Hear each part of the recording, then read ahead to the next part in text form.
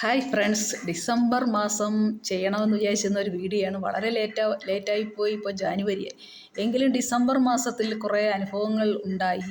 ആ അനുഭവങ്ങളെക്കുറിച്ച് പറയാനാണ് ഞാനിപ്പോൾ ഈ വീഡിയോ ചെയ്യുന്നത്. കാരണം ഡിസംബർ മാസം അറിയാം, നമ്മൾ ക്രിസ്ത്യാനികളായിട്ടുള്ളവർക്ക് കരോള് അതുപോലെയുള്ള കുറേ ക്രിസ്മസ് ആഘോഷത്തിൻ്റേതായ തിരക്കുകൾ എല്ലാം ആയിരുന്നു. അതുതന്നെയായിരുന്നു എനിക്കും. അപ്പോൾ ക്രിസ്മസിന് കരോളിന് പോയി. ഒരു 10-22 ദിവസം വരെ ഞങ്ങൾ കരോളിന് പോയി. അപ്പോൾ കരോളിന് പോയപ്പോൾ ഉണ്ടായ അനുഭവം എന്ന് പറയുന്നത് വ്യത്യസ്തങ്ങളായ, അതായത് ജാതി മത ഭേദമന്യേ എല്ലാ മതവിഭാഗങ്ങളുടെയും വീടുകളിൽ നമുക്ക് കരോളുമായി പോകാൻ പറ്റി. അപ്പോൾ നമുക്ക് ഓരോ വീടിൻ്റെ അവസ്ഥ, ഓരോ വീട്ടുകാരുടെ ജീവിത രീതി, അവരുടെ വീട്ടിലുള്ള മറ്റ് സാഹചര്യങ്ങളൊക്കെ നമുക്ക് മനസ്സിലാക്കാനായിട്ട് കഴിയും. നമ്മൾ ഒരു 5 മിനിറ്റ് പോലും ഒരു വീട്ടിൽ 5 മിനിറ്റ്, ഒരു വീട്ടിൽ 5 മിനിറ്റ് മാക്സിമം, ഒരു പാട്ട്, 2 പാട്ട്, ഒരു പാട്ട്, ഒരു വിഷു, ഒരു പ്രാർത്ഥന, ഇത്രയും നമ്മൾ കഴിക്കുമ്പോൾ തന്നെ നമുക്ക് ഏകദേശം ആ വീട്ടിൻ്റെ അന്തരീക്ഷം, പൊതുവായ ഒരു അന്തരീക്ഷം നമുക്ക് മനസ്സിലാവും. അപ്രകാരം പല വീടിൻ്റെ അവസ്ഥകൾ ഞാൻ മനസ്സിലാക്കിയിട്ടുണ്ട്. അപ്പം നമ്മൾ ഈ പാടാൻ ചെല്ലുമ്പോൾ എല്ലാവരും പൈസ കൊടുക്കും. നമുക്കറിയാം കരോൾ വരുമ്പോൾ പൈസ കൊടുക്കും. അപ്പോൾ ഈ പൈസ കിട്ടുമെന്ന കാരണത്താൽ പള്ളിക്കാരല്ലാത്ത കൊച്ചു പയ്യന്മാരും ബാൻഡും പാട്ടുകളും ഒക്കെ ആയിട്ട് പിരിവിന് വേണ്ടിയിട്ട് അവർക്ക് അവരുടേതായ ആവശ്യങ്ങൾക്കുള്ള പൈസയ്ക്ക് വേണ്ടി അവർ വരാറുണ്ട്. അതൊക്കെ ക്രിസ്മസിൻ്റെ ഒരു രസങ്ങളിൽ പെടുന്നു. അപ്പോൾ നമ്മളൊരു ഭവനത്തിൽ പാടാൻ ചെല്ലുമ്പോൾ നമ്മൾ ക്രിസ്ത്യാനികൾ ചെല്ലുന്നതെന്ന് വെച്ചാൽ യേശുവിൻ്റെ ജനനം എല്ലാവരെയും അറിയിക്കുക എന്ന ഒരു ധർമ്മത്തിൻ്റെ അടിസ്ഥാനത്തിലാണ് നമ്മൾ പോകുന്നത് വീടുകളിൽ. അപ്പോൾ നമ്മുടെ പാട്ട് അവർക്ക് ആത്മീയമായി മാനസികമായി ഒരു സന്തോഷം അവർക്ക് പകർന്നു കൊടുക്കുന്നതിൻ്റെ അവരുടെ ഒരു സന്തോഷമായിട്ടാണ് അവരൊരു കാണിക്ക പോലെ നമുക്ക് പൈസ തരുന്നത്.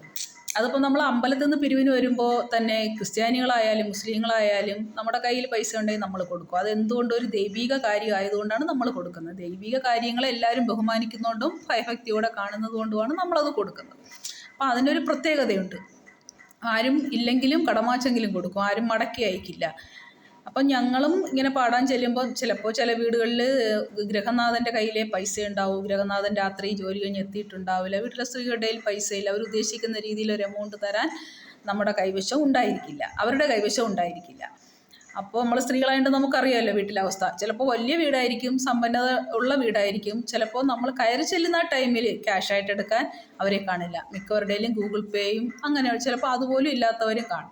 അപ്പോൾ ഈ 2 കാര്യങ്ങളാണ് ഞാൻ പറയാൻ ഉദ്ദേശിക്കുന്നത്. ഒന്ന്, പൈസ കൊടുക്കുന്നവരെക്കുറിച്ചും കൊടുക്കാത്തവരെക്കുറിച്ചും പൈസ സ്വീകരിക്കുന്നവരെക്കുറിച്ചും 3 പേരെക്കുറിച്ചാണ് ഞാൻ പറയാൻ ഉദ്ദേശിക്കുന്നത്. ഒന്ന്, പൈസ കൊടുക്കുന്നവരെക്കുറിച്ച്. അവരുടെ മനസ്സിന് തോന്നുന്ന, ദൈവം അവരുടെ മനസ്സിൽ തോന്നിക്കുന്ന ഒരു എമൗണ്ട് കൊടുക്കും. അത് 10 രൂപ മുതൽ അങ്ങോട്ട് എത്ര രൂപ വരെ. മാക്സിമം നമുക്ക് 500 രൂപയാണ് ഏറ്റവും കൂടുതലായിട്ട് കിട്ടുന്നത്. അതിൽ കൂടുതലായിരുന്നു കൊടുക്കാറില്ല. 500 രൂപ, അതാണ് നമ്മൾ ഏറ്റവും വലിയ എമൗണ്ട്. അപ്പോൾ ആ 500 രൂപ പ്രതീക്ഷിക്കാൻ പറ്റുന്ന ആളെന്ന് 500 രൂപ പ്രതീക്ഷിക്കും, അല്ലാത്തവരെന്ന് അങ്ങനെ. അപ്പോൾ 500 രൂപ തരുന്ന കുറേ പേരുണ്ടാവും. അത് വിടട്ടെ, അതൊരു വിഷയമല്ല. ദൈവനാമത്തിൽ കൊടുക്കുന്ന എത്രയായാലും നമ്മുടെ മനസ്സിൻ്റെ സന്തോഷത്തോടുകൂടെയും പിറുപിറുപ്പില്ലാതെ നല്ല മനസ്സോടെയാണ് നമ്മൾ ദൈവസന്നിധി കൊടുക്കേണ്ടത്. എന്നാൽ ചിലരാകട്ടെ നമ്മൾ ചെല്ലുന്നത് അവരുടെ ഭിക്ഷയ്ക്ക് വേണ്ടിയാണ്, അവരുടെ ഔദാര്യത്തിന് വേണ്ടിയിട്ടാണ് എന്ന ഭാവന കാണുന്ന ചിലരുണ്ട്. അവർ എടുക്കാതെ കിടക്കുന്ന കുറേ നോട്ട്, ഉപയോഗമില്ലാത്ത കുറേ നാണയങ്ങൾ, ഇതൊക്കെ എവിടെയെങ്കിലും മാറ്റി വെച്ചിട്ടുണ്ടെങ്കിൽ, ഉപയോഗമില്ലാതെ മാറ്റി വെച്ചിട്ടുണ്ടെങ്കിൽ ഇതെടുത്തുകൊണ്ട് വന്ന് കൊടുക്കും. അങ്ങനെയുള്ളവരുടെ അടുത്ത് ഞാൻ പറയുന്നത്, നമ്മൾ ദൈവനാമത്തിന് വേണ്ടിയാണ് കൊടുക്കുന്നത്. നിങ്ങൾ ഒരു രൂപ ദൈവനാമത്തിന് വേണ്ടി നല്ല മനസ്സോടെയാണ് നിങ്ങൾ കൊടുക്കുന്നുവെങ്കിൽ ദൈവം അത് 100 മടങ്ങായി നിങ്ങൾക്ക് തരും. അത് ഏത് ജാതി മതസ്ഥരായാലും. അതൊരു കാര്യം. പിന്നെ അപ്പോൾ പിറുപിറുപ്പോടുകൂടെ കൊടുക്കരുത് എന്നാണ് ഞാൻ ഉദ്ദേശിച്ചത്. ഇനി 3-മതായിട്ടെന്ന് പറഞ്ഞാൽ, നമ്മൾ വലിയ ഡോക്ടർമാരുടെ, എൻജിനീയർമാരുടെ, അധ്യാപകരുടെ അല്ലെങ്കിൽ അതിസമ്പന്നരുടെയൊക്കെ വീട്ടിൽ ചെല്ലുമ്പോൾ നമ്മളൊരു 50 രൂപയിൽ താഴാത്ത ഒരു എമൗണ്ട് അവരിൽ നിന്ന് പ്രതീക്ഷിക്കും. കാരണം അവർക്ക് എത്ര എമൗണ്ട് വേണമെങ്കിലും തരാനുള്ള കഴിവുള്ളവരാണ്. അപ്പോൾ അതുകൊണ്ട് നമ്മൾ ആ ഒരു പ്രതീക്ഷ പുലർത്തും. അത് മനുഷ്യ സഹജമാണ്. അപ്പോൾ അതുകൊണ്ട് തന്നില്ലേലും നമുക്ക് കുറ്റം പറയാൻ പറ്റില്ല, എങ്കിലും നമ്മൾ പ്രതീക്ഷിക്കും. അപ്രകാരം നമ്മൾ പ്രതീക്ഷിച്ച വീടുകളിൽ നിന്ന് ഒരുപാട് നെഗറ്റീവ് റിസൾട്ട്, നമ്മളെ മാനസികമായിട്ട് തളർത്തിയ, വിഷമിപ്പിച്ച കുറേ വീടുകൾ ഉണ്ടായിട്ടുണ്ട്. അതിൽ നമുക്കിപ്പോൾ എല്ലാവരെയും അറിയില്ല. അവരൊക്കെ ആരാണെന്നോ അവരുടെ പേരോ അഡ്രസ്സോ സ്ഥലമോ ഒന്നും നമുക്ക് നോട്ട് ചെയ്യാൻ പറ്റില്ല. കാരണം നമ്മൾ ഓരോ വീട് പാടി അങ്ങ് പോകും. എന്നാലും ഞാൻ വളരെ എൻ്റെ ചെറുപ്പം മുതൽ കേട്ട് പരിചയമുള്ള ഒരു ഡോക്ടറാണ്.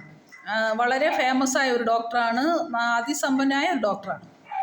അപ്പോൾ ഞാൻ കേട്ടിട്ടേ ഉള്ളൂ, പുള്ളിയെ കണ്ടിട്ടില്ല. അപ്പോൾ ഇങ്ങനെ ഇന്ന ഡോക്ടറെ വീടാണ്, അപ്പോൾ ഫ്രണ്ടിൽ ബോർഡുണ്ട്, ഡോക്ടറുടെ പേര് അബ്ദുൾ ബാരി എന്നാണ്. നമ്മുടെ വിഴിഞ്ഞം കോവളം ഭാഗത്തൊക്കെ ആണ് ആ പുള്ളി താമസിക്കുന്നത്. അപ്പോൾ ഞാൻ ചെറുതിലേ കേട്ടിട്ടുണ്ട് അബ്ദുൾ ബാരി ഡോക്ടർ എന്ന് ഒരുപാട് പേര് പറയുന്നത് ഞാൻ കേട്ടിട്ടുണ്ട്. അപ്പോൾ നമ്മൾ സ്വാഭാവികമായും ഒരു മിനിമം 100 രൂപയെങ്കിലും പ്രതീക്ഷിക്കും. അദ്ദേഹത്തിൻ്റെ വീട്ടിൽ ഞങ്ങൾ പാടാൻ പോയി. അദ്ദേഹത്തിനെ കണ്ടതിൽ എനിക്ക് നല്ല സന്തോഷം ഉണ്ടായിരുന്നു. അപ്പോൾ അദ്ദേഹം ഒരു നല്ല എമൗണ്ട് തരുമെന്ന് നമ്മൾ സ്വാഭാവികമായും പ്രതീക്ഷിച്ചു. അദ്ദേഹം നല്ല മനുഷ്യനാണ്, സഹായങ്ങളൊക്കെ ചെയ്യുമെന്ന് അദ്ദേഹത്തെ വ്യക്തിപരമായി അറിയാവുന്ന ആളുകൾ ആ കൂട്ടത്തിൽ പറയുന്നുണ്ടായിരുന്നു. അങ്ങനെ ഞങ്ങൾ പാട്ട് കഴിഞ്ഞ് സ്വാഭാവികമായും അദ്ദേഹം എത്ര രൂപ കൊടുക്കുമെന്നറിയാനുള്ള ഒരു ആകാംക്ഷ എനിക്കുണ്ടായി. അങ്ങനെ ഞാൻ അന്വേഷിച്ചപ്പോൾ അദ്ദേഹം കൊടുത്തത് 10 രൂപയാണ്. അത് എൻ്റെ ജീവിതത്തിൽ എനിക്ക് ഒരു 2024 ഏറ്റവും വലിയൊരു അതിശയമായിട്ട് എനിക്ക് തോന്നി. ഒരു ഡോക്ടർ കൊടുത്തത് വെറും 10 രൂപ. കൂലിപ്പണിക്കാർ പോലും മിനിമം അവരൊന്നുമില്ലെങ്കിൽ 50 രൂപ കൊടുക്കും. എന്നിട്ട് ഇത്രയും ഫേമസായ പ്രശസ്തനായ ഒരു ഡോക്ടർ ക്രിസ്മസ് കരോളുകാർക്ക് എടുത്ത് കൊടുത്തത് വെറും 10 രൂപയാണ്. അത് ഞാൻ പറഞ്ഞത്, നമ്മുടെ മനസ്സിൽ കൊടുക്കാൻ, നമ്മൾ ദൈവത്തിന് കൊടുക്കാൻ നിശ്ചയിച്ചതാണ് നമ്മൾ കൊടുക്കുന്നത്. അവിടെ ജാതി മതം ഒന്നുമില്ല. അപ്പോൾ ദൈവം അദ്ദേഹത്തിൻ്റെ മനസ്സിൽ അങ്ങനെയായിരിക്കാം പ്രവർത്തിച്ചത് എന്ന് ഞാൻ വിശ്വസിക്കുന്നു. അതെന്ത് തന്നെയായാലും. പിന്നെ ഗൂഗിൾ പേ, ഞങ്ങളുടെ കൈവശം ഗൂഗിൾ പേ ഉണ്ട്. അതുകൊണ്ട് ഗൂഗിൾ പേ ചെയ്യാൻ ബുദ്ധിമുട്ടൊന്നും ആർക്കും ഇല്ലായിരുന്നു. അപ്പോൾ അതുകൊണ്ട് അങ്ങനെ തടസ്സമല്ല. അത് ഒരു വിഭാഗം ആളുകൾ. പിന്നെ മൂന്നാമതൊരു വിഭാഗം ആളുകളെന്ന് പറഞ്ഞാൽ,